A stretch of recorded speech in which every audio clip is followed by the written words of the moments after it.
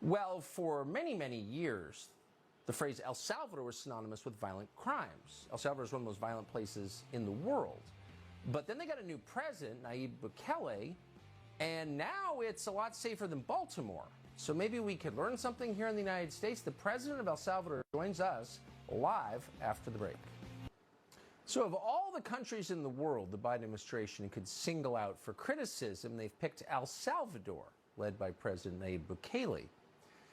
The vice president recently said El Salvador was undemocratic, meaning what? That they enact society-changing regulations without a vote? Oh no, that's them.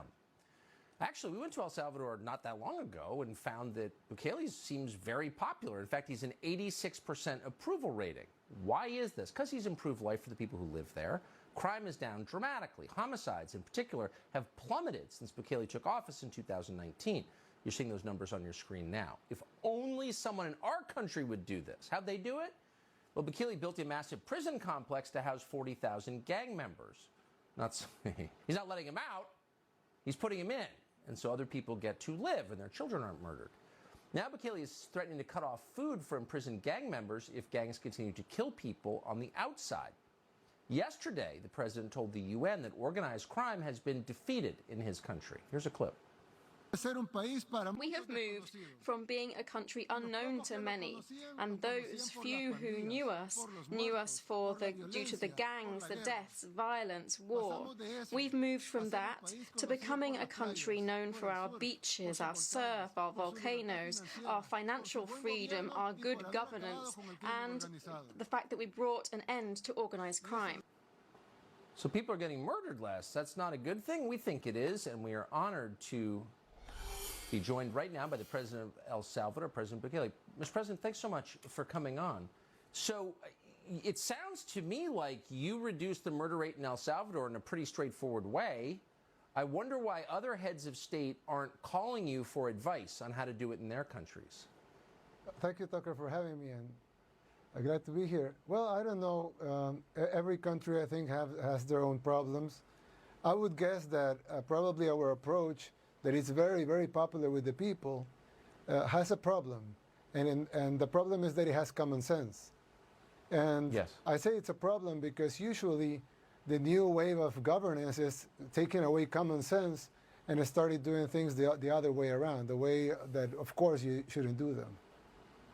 So when you it seems like when you became president in 2019, you focused very specifically on crime, gangs, murder. Is that correct? And why did you do that? Why that issue? Well, not only on crime, of course. We focus on other issues: education, health, public works, investment, tourism, infrastructure, etc. But of course, crime is the most important thing. I mean, you might enjoy a road or a beach, but that's if you're alive.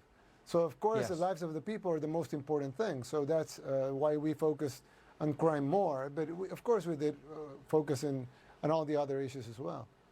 So you've threatened to cut off food to gang members in prison if they don't stop the killings on the outside. Yeah. Do you think that they are directing those killings, they're responsible for them, and do you think this will work? Well, at the beginning they were ordering the killings from the prisons. In the prisons they had, if you see most of the prisons in Latin America, they're like headquarters for crime. They'll be there, yes, they have phones, internet access, computers, they will give orders from the inside to the outside. You can find everywhere in Central and Latin America, you can find all of those examples. Now in El Salvador, communicating to the outside, it's impossible. You can't communicate from a prison to the outside. The internet access is blocked. It's impossible. So, but still, all these gang members are the bosses of the other gang members outside. So of course, gang members outside resent if you and won't like if you do something to their bosses inside the prisons.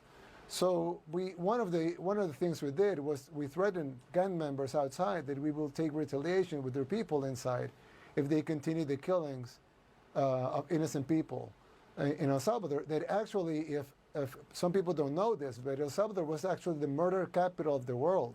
I mean, we were a lot more dangerous than Iraq, Afghanistan, Syria, you name it.